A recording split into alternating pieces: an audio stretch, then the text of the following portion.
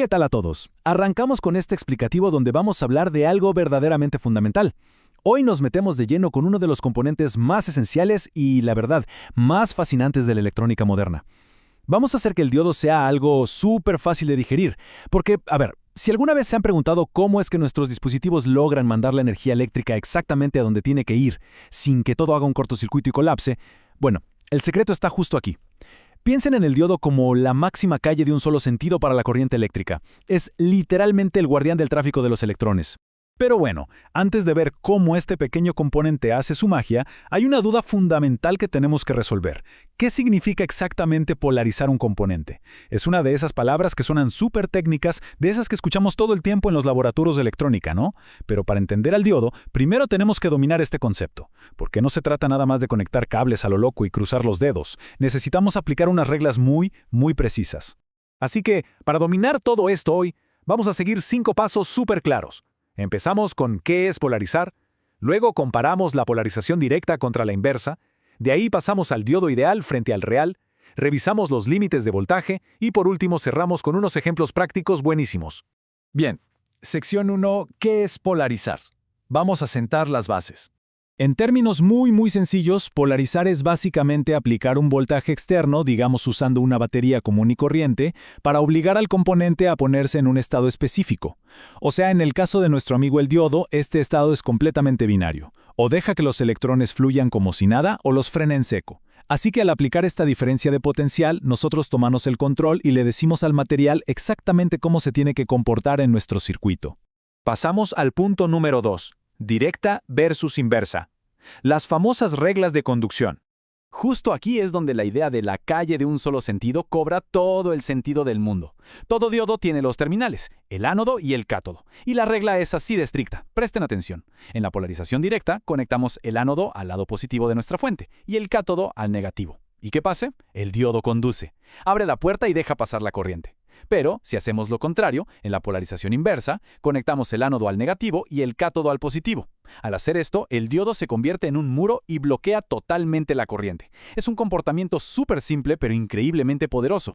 Y saben, la mejor abstracción mental para visualizar esto es pensar en un simple interruptor de luz. Cuando estamos en polarización directa, el circuito es exactamente igual a un interruptor cerrado. La corriente fluye a través de la resistencia sin ningún problema.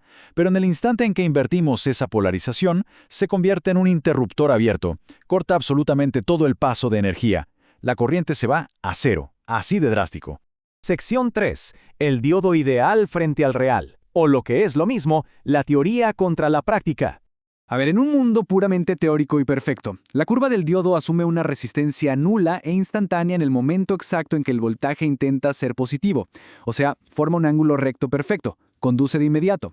Y si el voltaje es menor que cero, la corriente es absolutamente cero, con una resistencia infinita. Pero todos sabemos que en la realidad física de los semiconductores las cosas no son matemáticamente tan rígidas. Exacto, la curva real de un componente físico no cruza el cero así como por arte de magia. En realidad existe una pequeña curva, una especie de barrera o peaje que hay que superar primero. Hay que darle un pequeño empujón de energía antes de que empiece a hacer su trabajo. Hasta que no se vence esa barrera, la corriente que pasa es minúscula. Así que el diodo real necesita ese esfuerzo extra de la fuente para por fin actuar como nuestro interruptor cerrado. ¿Y de cuánto es ese peaje? Bueno, suele ser de aproximadamente 0.7 voltios para los diodos de silicio, que por cierto son los que nos encontramos literalmente en todas partes. Si la batería del circuito no tiene al menos esos 0.7 voltios de fuerza para empujar, el diodo simplemente se cruza de brazos y no conduce, incluso si lo conectamos en polarización directa. Es como les decía, los electrones no viajan gratis, tienen que pagar su peaje para cruzar esta calle. Vamos con la sección 4, límites de voltaje, llegando al punto de ruptura. Como con cualquier barrera en el mundo real, la capacidad del diodo para bloquear la corriente no es infinita. Ojo aquí, existe un límite súper estricto llamado voltaje inverso máximo. Si aplicamos polarización inversa y empezamos a subir el voltaje de la fuente, va a llegar a un punto en que esa barrera interna del material simplemente va a colapsar. A esto le llamamos el estado de ruptura. En un diodo normal, pasarse de este límite es catastrófico. Se rompe, deja pasar toda la corriente de golpe y pues arruina su propósito, probablemente destruyendo el componente en el proceso. Así que ya saben, siempre hay que hacerle caso a los límites del fabricante. Llegamos al punto 5. Ejemplos prácticos. Vamos a ver esta protección en plena acción. Aterricemos todo esto con 3 escenarios supercomunes en el día a día de cualquier ingeniero. Primero, imaginen un diodo estándar conectado correctamente en serie con una batería y una resistencia. Como está en polarización directa, la corriente fluye libremente, la resistencia hace lo suyo limitando esa corriente para que no se queme nada, y listo, el circuito funciona. El segundo caso es el clásico error del LED conectado al revés.